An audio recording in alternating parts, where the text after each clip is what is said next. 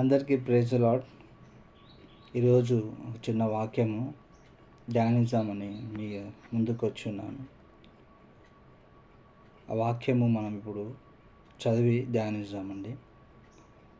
పరిశుద్ధ గ్రంథంలో మనము చూసినట్లయితే యోహాను సువార్త, కొత్త నిబంధనలో యోహాను సువార్త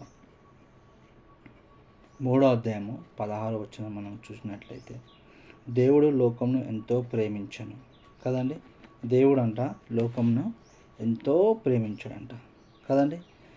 సో దేవుడు, ఈ సృష్టికర్త అయిన దేవుడు మన లోకాన్ని, అంటే యావత్ ప్రపంచాన్ని, లోకంలో ప్రతి ఒక్క మానవుణ్ణి, తన బిడ్డలైన వారిని, ఆయన సృజించిన ప్రతి మానవుని కూడా దేవుడు ఎంతో ప్రేమిస్తున్నాడు అన్నమాట. కాగా ఆయన తన అద్వితీయ కుమారునిగా పుట్టినవాని యందు విశ్వాసముంచు ప్రతి వాడును నశింపక నిత్య జీవము పొందినట్లు ఆయనను అనుగ్రహించెను.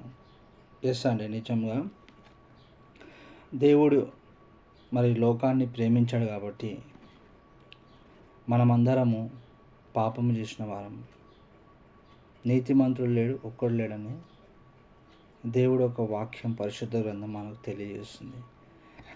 కాబట్టి మరి దేవుడు లోకాన్ని ఎంతో ప్రేమించాడు కాబట్టి ఈ లోకాన్ని ఎలా రక్షించాలి? మనము పాపంలో మునిగిపోయాం, మనం పాపంలో పడిపోయాం, మనం పాపంలో జీవిస్తున్నాం.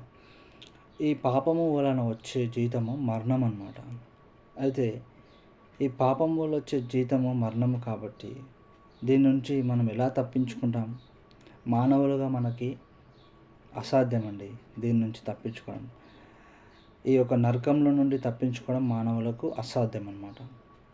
అయితే దేవుడు మనల్ని ప్రేమిస్తున్నాడు కాబట్టి తన కుమారుడైన యేసుక్రీస్తుని ఈ భూమి మీదకి పంపించి, ఈ భూమి మీద జన్మింపజేసి, ఆయన మరి ఎన్నో బోధనలు, స్వస్థత కార్యాలు, ఆయన వచ్చిన ఉద్దేశం ఏంటంటే మానవుని కోసం ప్రాణం పెట్టి ఆయన కార్చిన రక్తం ద్వారా మరి మనకి పాపము నుండి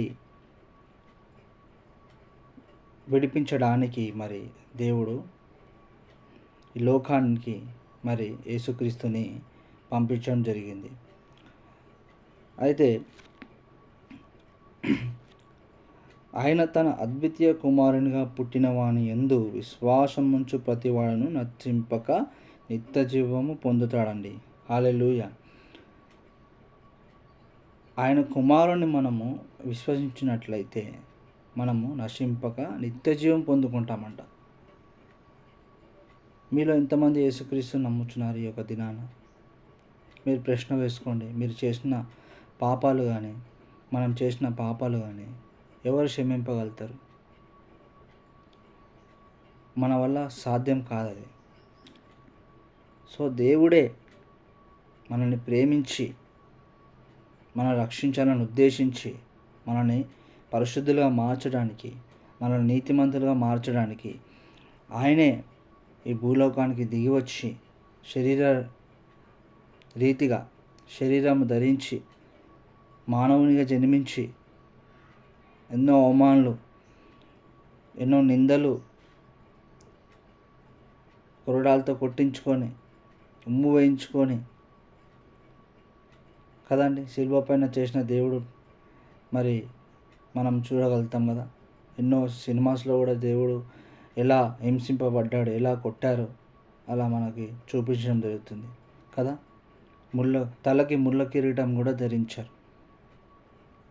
ఎంతో వేదన, ఎంతో బాధ ఆయన అనుభవించాడు. కాబట్టి నిజంగా ఆయనను మనం ఈరోజు మనకున్న ఫ్రెండ్స్ కానీ ఎవరైనా కానీ మనం మంచిగా ఉంటేనే వాళ్ళు మన దగ్గరకు వస్తారు. మనం రూపాయి ఇస్తామంటేనే వాళ్ళు మన దగ్గరకు వస్తారు. మన దగ్గర డబ్బులు, కారు, బంగ్లాలు, లేదంటే మనం వాళ్ళని ట్రీట్ చేసే విధానం బట్టి వాళ్ళు మన దగ్గరకు వస్తారు కదా. మనం అపాయంలో ఉన్నామంటే ఎవడు దిక్కులేడు, మనం బాధలు ఉన్నామంటే ఓదార్చేవారు లేరు, మన సమస్యలు ఉన్నామంటే ఆ సమస్యలో మనకు తోడుండేవారు లేరు. అలాంటి ఒక సమయంలో మనకు ఎవరు కూడా సహకరించరు, ఎవరు కూడా మన దగ్గరికి రారు. అయితే దేవుడు మనల్ని ప్రేమిస్తున్నాడు కాబట్టి ఈరోజు ఆయన మన కోసం చనిపోయి మన కోసము ఆయన ప్రాణం పెట్టాడు కాబట్టి మన కోసం కాదు, ప్రపంచంలో ఎవరు కూడా ఒక మనిషి కోసము, పాపం కోసము మనం రక్షించడానికి కానీ ఎవరు కూడా ప్రాణం పెట్టిన వారు లేరండి. ఒక యేసుక్రీస్తు తప్ప. ఆయన పరిశుద్ధుడు, నీతిమంతుడు, న్యాయవంతుడు. ఆయనే మనల్ని పాపం నుంచి విడిపింపగలుగుతాడు, వేరే ఎవరు లేరండి. కాబట్టి దేవుని బిడ్డలారా, ప్రతి ఒక్కరు కూడా ఈ యొక్క దినాన మనము తెలుసుకోవాల్సిందంటే, మనము పాపంలో నుండి తప్పించబడాలి అంటే, మన శిక్ష నుంచి తప్పించబడాలి అంటే